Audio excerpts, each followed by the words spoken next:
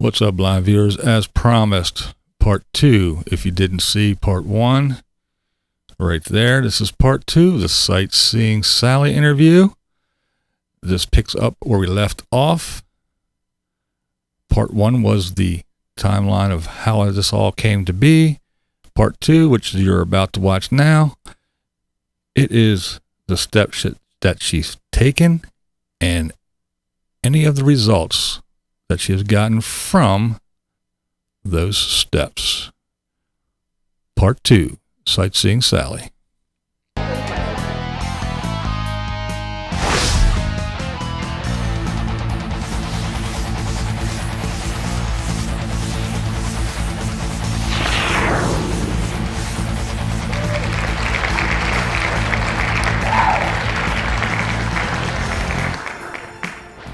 All right, so I guess now we're at the point where it's like, all right,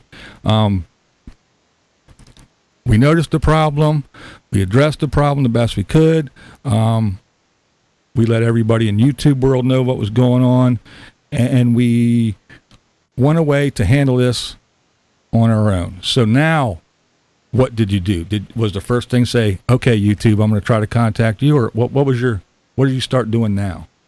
Okay, so what I started doing, well, first off, I want to say, again, thank you to everybody that stepped up. There's so many people that have been out there that have helped me. You know, Rosie H., love her to death. She's been very supportive emotionally for me. She's been there during the entire process of the after. I had reached out to her and talked to her, and she was there as emotional support. Kentucky Ranger, thankful for him. He's been very instrumental in getting video footage to me, and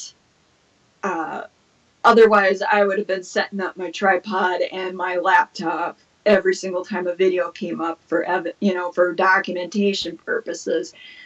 I don't know how to do where you copy videos like off of the internet. So that was my rudimentary way of, getting that data. And yeah. Kentucky Ranger stepped up and has helped me and is still helping me.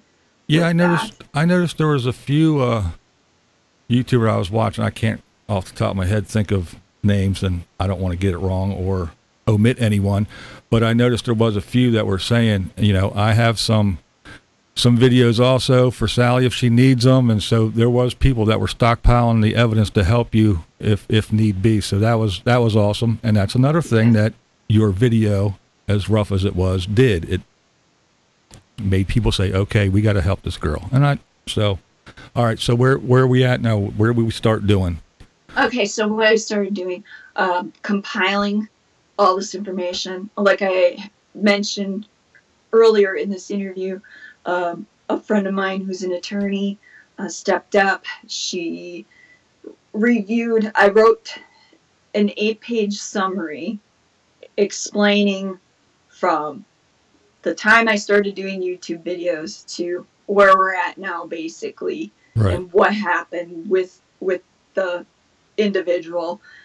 Laid it all out in a manner that was easy to read, follow, and understand.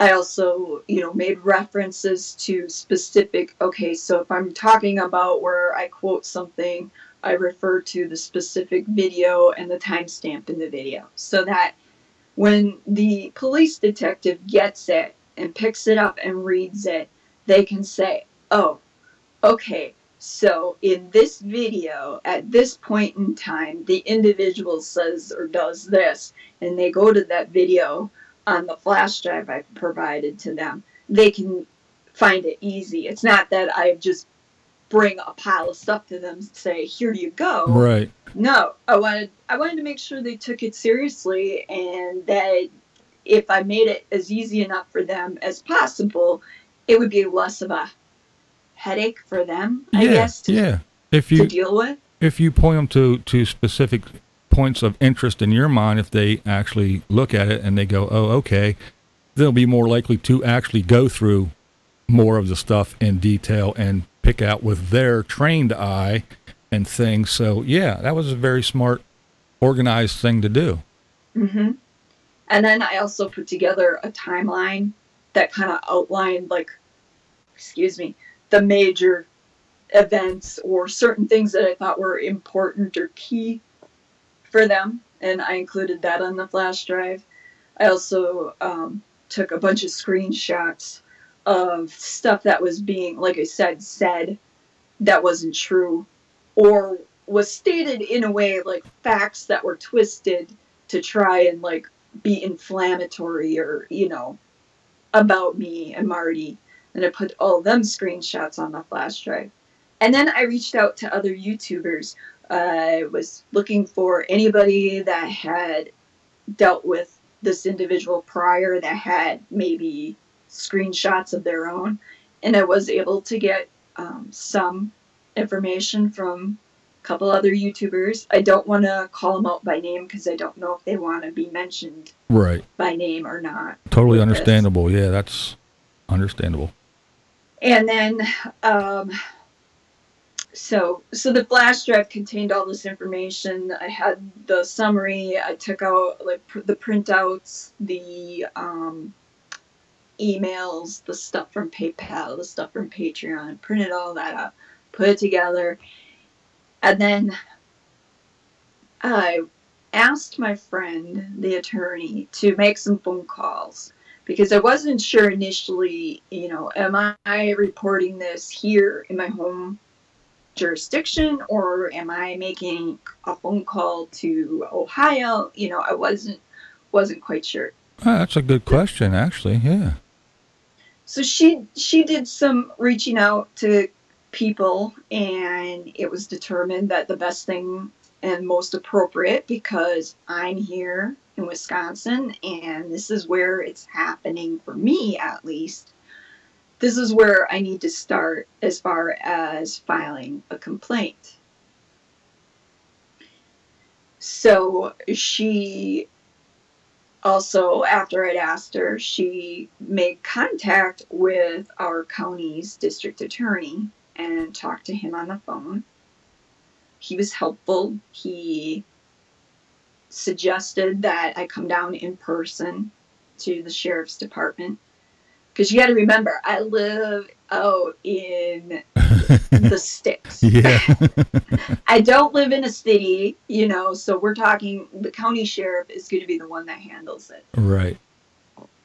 And the district attorney also said it would probably be a good idea if a phone call was made to the sheriff's department ahead of time to alert them that I'd be coming down. So I asked my friend to do that. She made it clear that she wasn't representing me, that she was just, a friend trying to help me out. But I felt that with her being an attorney, it might hold more weight, that the situation would be taken more seriously. Yeah. Because what I didn't want to happen was for me to go down there and be like, I'm having this issue, and for them to be like, okay, here, and then shoo me out the door, and then that's it. It just goes. Yeah.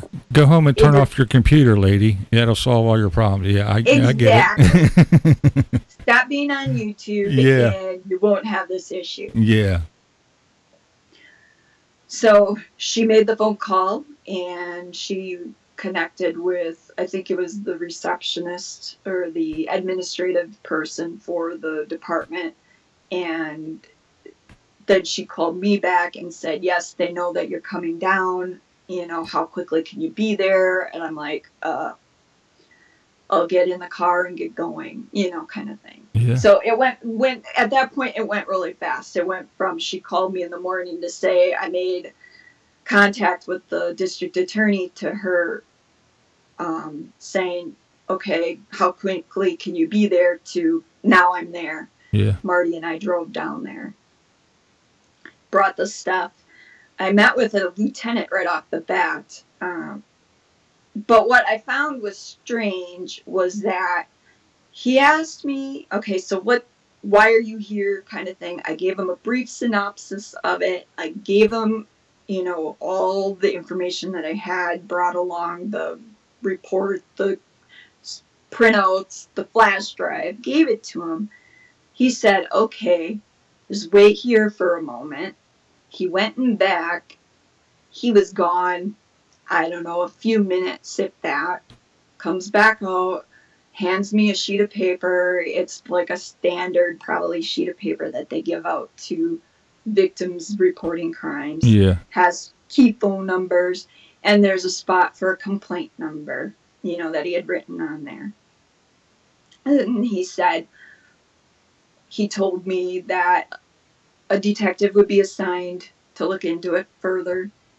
And he also indicated that at a minimum, a phone call would be made over to the Marysville, Ohio Police Department to find out if the individual was known for any of this type of behavior with them. And that was basically it. He reminded us that if we saw anything strange, any weird vehicles that we didn't recognize hanging out in our neighborhood, that sort of thing, to call. Which, of course, if that was happening, of course, that would be, I'd be making a phone call. That's the, yeah. So. We all do that, yeah.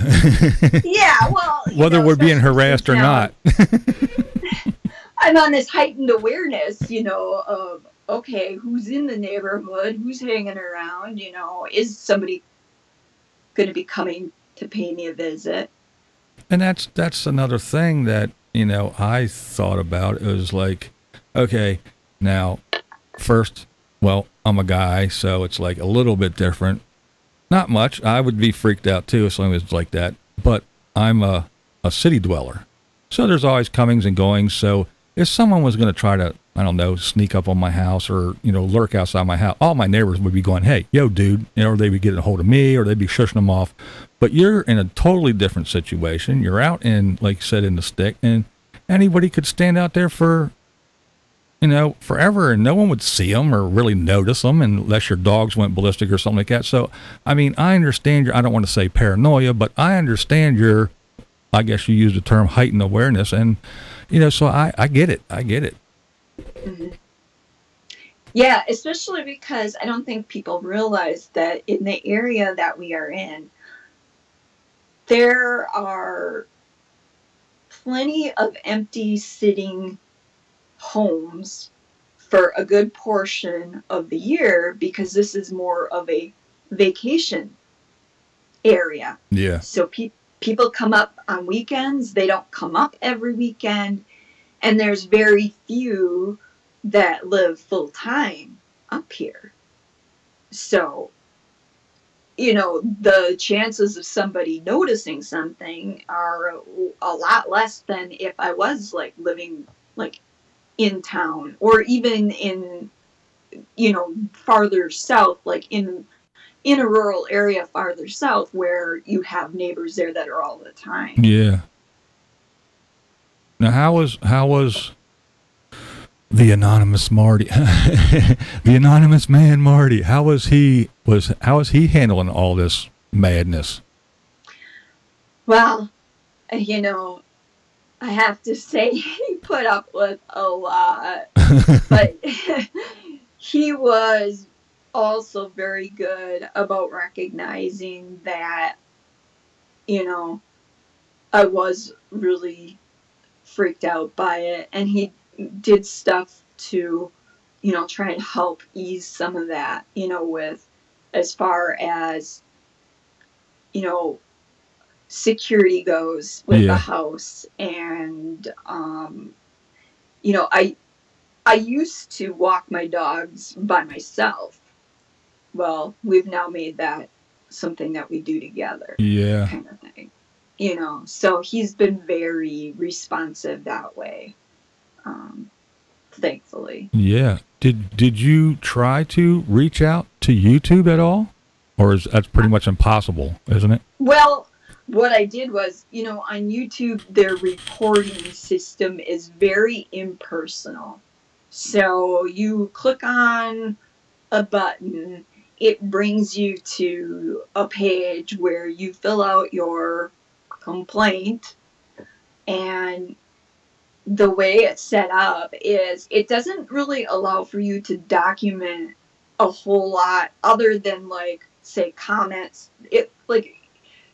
It's like almost like auto-generated. So if you click on saying that you're having a harassment issue, it'll pull up like videos, and if it recognizes the user made comments on your videos, it brings them up so you can click on them to include them.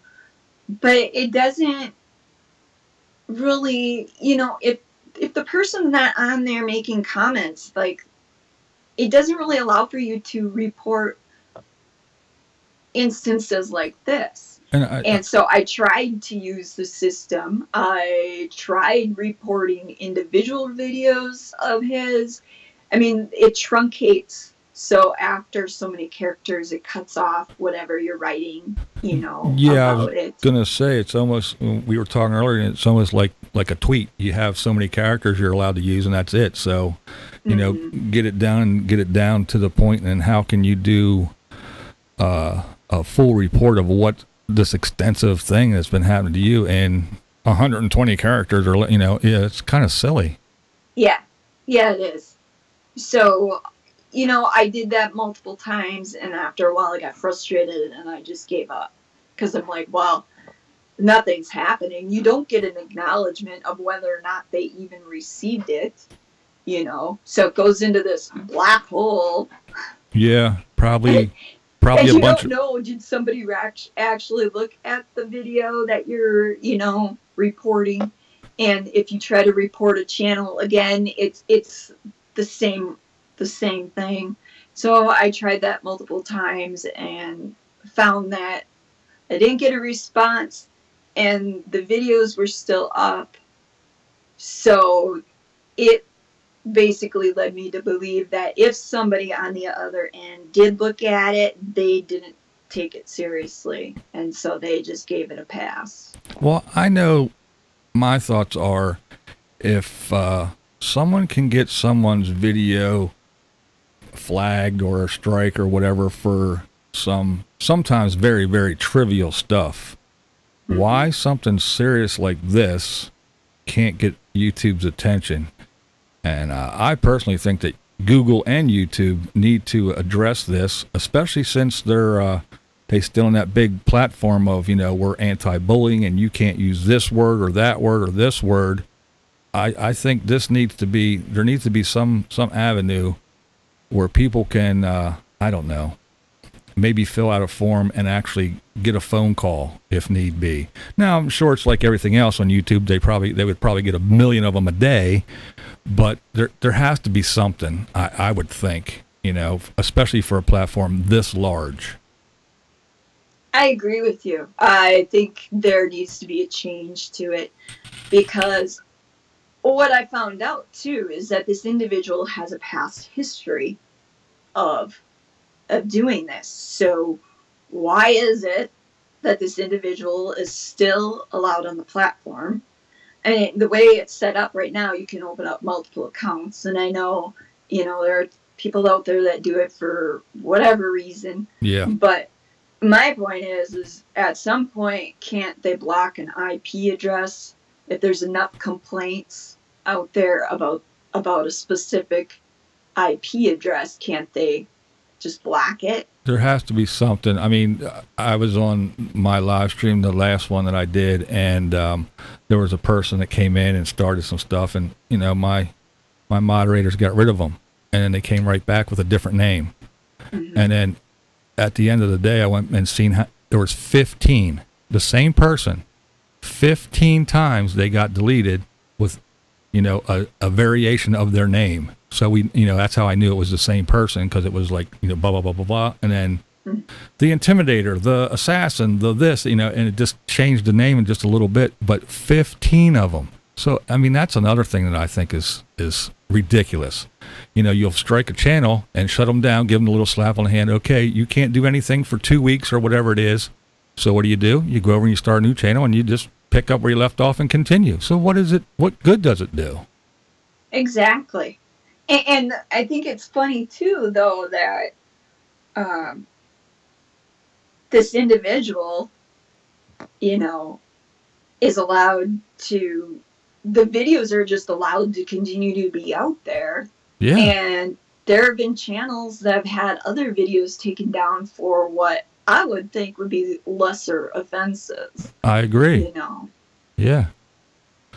Well, what I would encourage anyone out there that is listening to this or watching this, I would encourage anybody that knows who we're talking about and has had any interaction or contact and had a problem and had to deal with this person, I would encourage you to make a report with YouTube.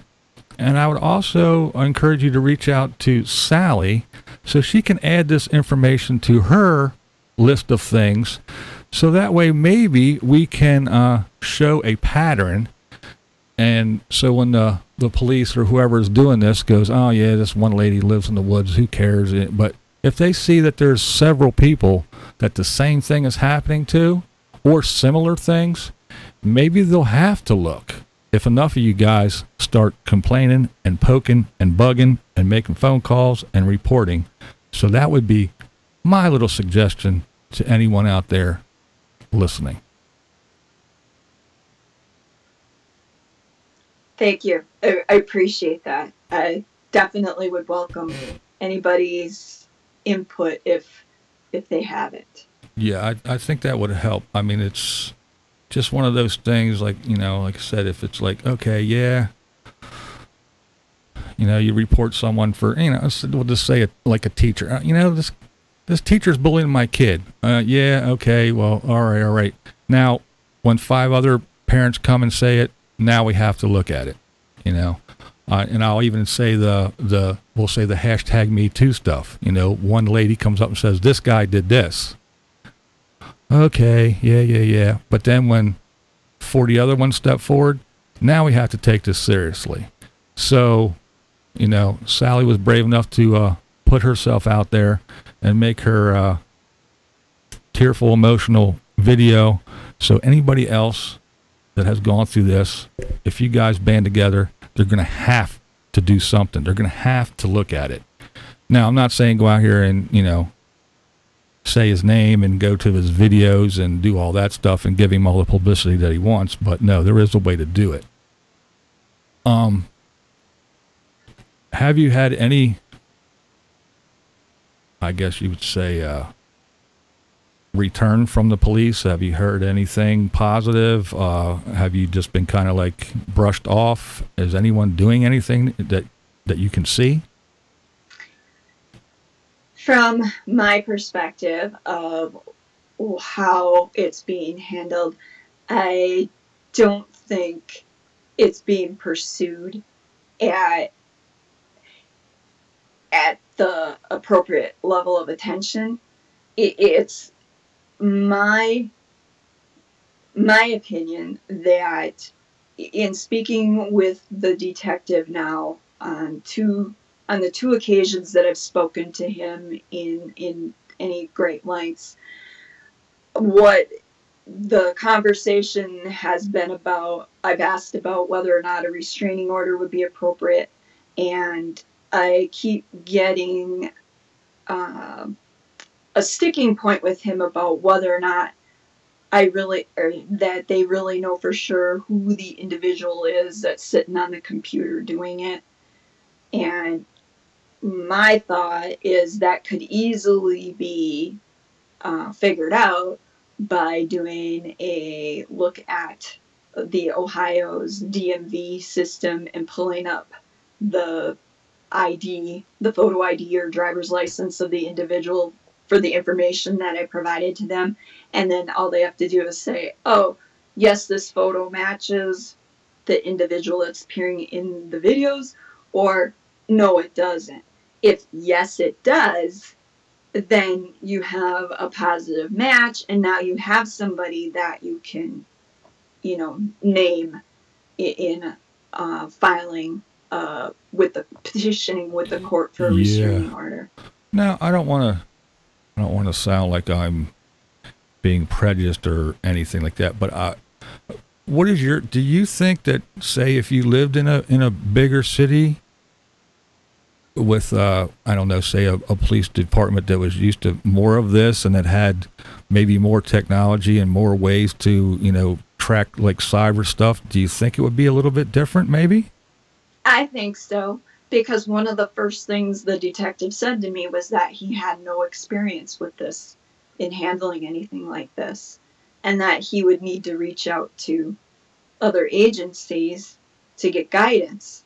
Well, it's been 3 weeks, and as far as I know, he's only played phone tag with the individuals at these other agencies. So I don't know if he's gotten any guidance or how serious he is about getting guidance, and I just know that he has no experience in dealing with this. I think, from my opinion and my perspective, I think it's kind of like a double-edged sword.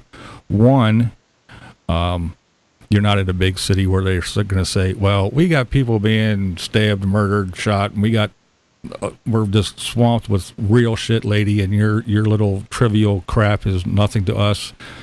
You have that, as opposed to, well, yeah, we have all this stuff and we're used to people, putting the things on the gas tank and taking everyone's identity and doing this and that. So cybercrime is a thing that they're used to.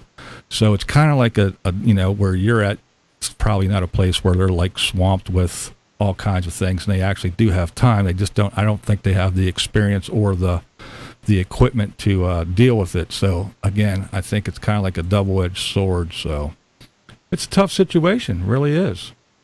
Yeah, I don't think people realize how difficult it is to pursue this matter through like the criminal justice system.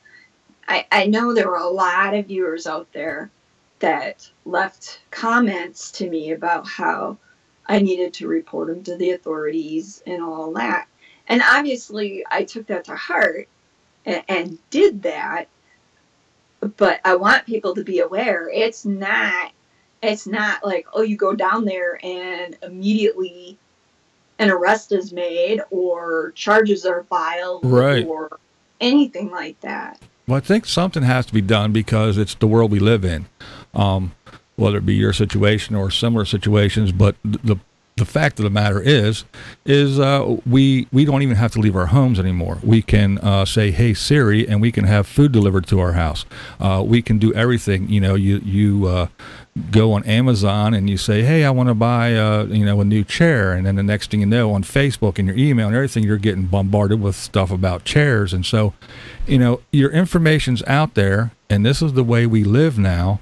So there has to be a way for them, the law enforcement and everything, and the rule makers and all that, to police this area, because it's a high crime area, and people, they steal your identity, and the next thing you know, you just bought a house and a car and a new credit card's in your name, and you don't have a clue. So it's not just your situation, it's a bigger thing, and I think the internet needs to be policed somehow. Now, I know a lot of people are going to police that, just one more thing in our business. Well, everybody's in your business already, and we need good people in our business as well as just the bad ones. So that's a good point, especially because the online world is so much become a part of like the normal world. I think the rest of our society kind of needs to catch up with that, as far as like, the policing of it or the law enforcement end of it. The other part of it is, I think there is a perception, and again, this is coming from me as a victim reporting this type of crime.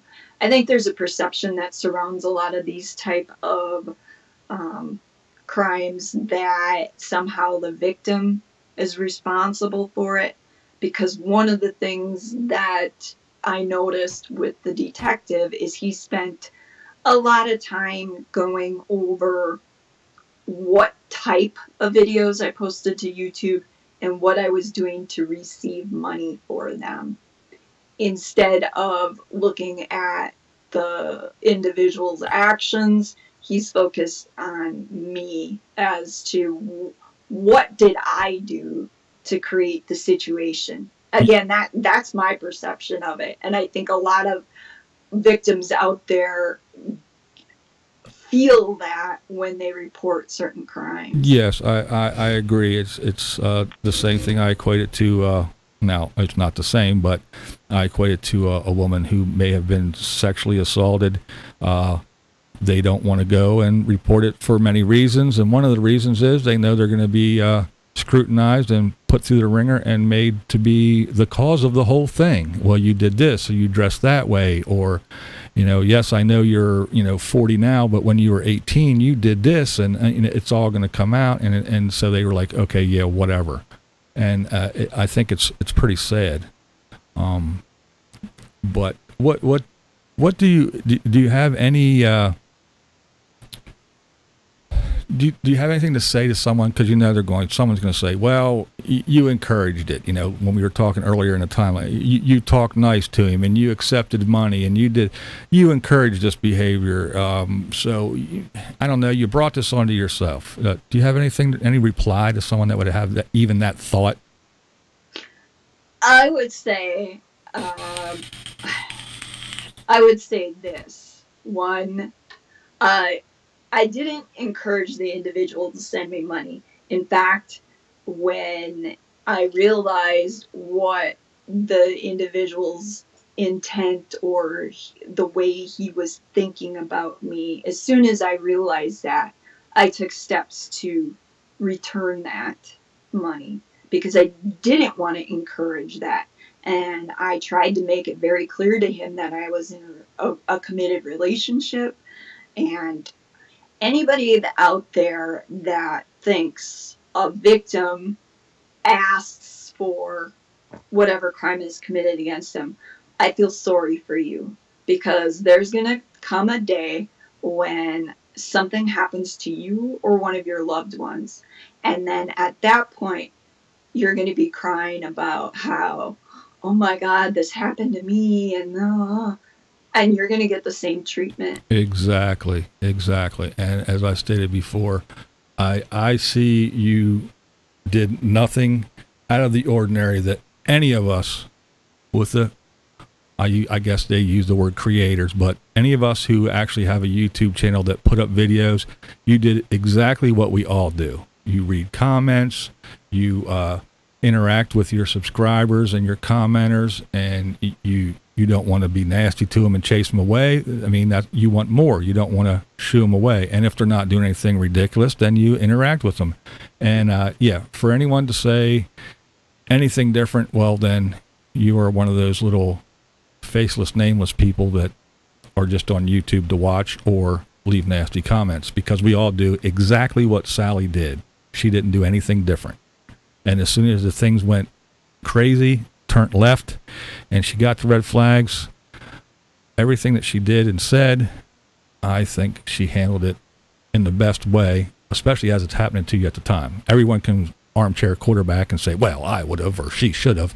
But when you're in the moment, you have to think and act, and you reached out to, you said you reached out to your parents and got things read so you didn't come off in a different way. You contacted a lawyer friend who wasn't in your jurisdiction, but still knows case law and everything, doesn't know your state law, but still can, advise you and direct you, point you in the direction that you should go. And so I think you handled the situation very well. And I think your letting everyone know was a good service to everyone out here on YouTube. So I applaud you, and I think you handled it in the best way that you could. And I, for one, don't think this is a troll situation. I think this is much, much more than that, indeed. Thank you. Appreciate that. All right, so I think we got her story out here, and we have everybody's attention. I hope so, at least. But I do have a question, and that is, what was your I mean, you could have just, said, hey, I'm out of here, not made any more YouTube videos, and just went and handled this. Why did you bring it to everyone's attention? BlindViews, I know, I'm sure there are people wondering that. And the reason that I brought it to everybody's attention is that if I would have just simply gone about my life, pulled off a YouTube, or even if I would have just ignored the individual and just kept making videos on my channel and not said anything about it, I would not have been able to prevent it or try to prevent it from happening to somebody else. And actually several people had left comments on that video, on that May 22nd video, saying, if you just walk away and not do anything, the individual's just going to move on to somebody else. And that really resonated with me. And I thought about that. And I'm like, you know what? There shouldn't be anybody else on the YouTube platform, male or female, especially female, that should have to go through this. And I knew that I wouldn't be able to go forward with my life if I let it happen to somebody else. If I didn't at least try everything in my own power to get the message out, to try and help somebody else to prevent it from happening again. Well, I, for one, think you're very brave. It is courageous. And again, I was oblivious. I had no idea who this person was, what they were doing, what they were capable of. So you enlightened a lot of people. You put that target out there for people to beware. And I think it was a very smart and brave thing to do. And to me, it's no different than knowing that there's, I don't know, someone who beats children that lives across the street from you, and you say, it's not my kid, it's not my problem, I'm going to mind my own business, and they just continue to do things. So yes, bringing it to light and sharing it with others so they are aware, and I think that's definitely a positive check mark on your box. And again, anyone who has had an encounter similar or the same or even close, please help Sally out with letting her know so she can add your story to her report. So maybe they will dig deeper, and they have to look at this seriously. This is not some little troll saying your videos are stupid and you suck and you're an e-beggar. No, this is not it.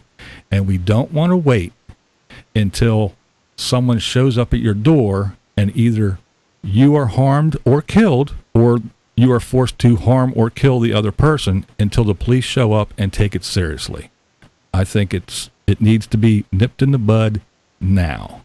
And I think Sally has taken the steps in the proper direction to make sure that this guy somehow is stopped. And I hope that the police and Google and YouTube get off their asses and do something so it doesn't happen to anyone else. Thank you, BlindViews. I appreciate you allowing me to come on here and extend the message out to your viewers as well. Well, I hope we can get the word out, and I definitely appreciate you taking the time to sit down with me and get this story out, because it's a story that needs to be heard. It's not all just rainbows and sunshine. You do have to watch your back down here. And thank you. And as always, this is BlindViews and SightSeeing Sally, and that's the way we see it. What we do here is go back.